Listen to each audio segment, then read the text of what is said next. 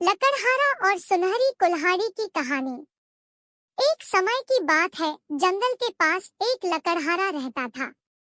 वो जंगल में लकड़ी इकट्ठा करता था और उन्हें पास के बाजार में बेचता था कुछ पैसों के लिए। एक दिन की बात है, वो एक पेड़ काट रहा था।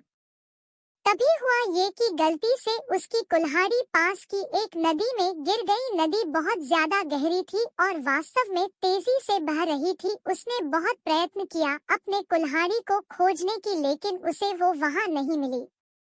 अब उसे लगा कि उसने कुल्हाड़ी खो दी है।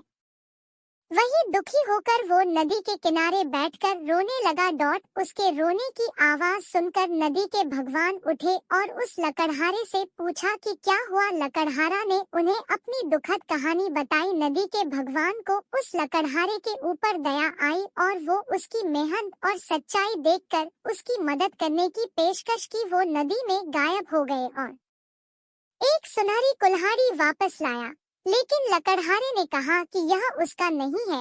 वो फिर से गायब हो गए और अब की बार उन्होंने चांदी की कुल्हाड़ी लेकर वापस आए, लेकिन इस बार भी लकड़हारे ने कहा कि ये कुल्हाड़ी उसका भी नहीं है।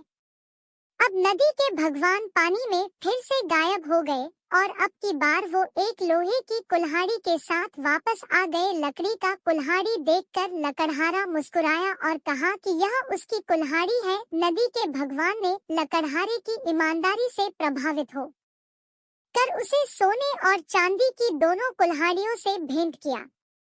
इस कहानी से हमें ये सीख मिलती है कि ईमानदारी सर्वोत्तम नीति है।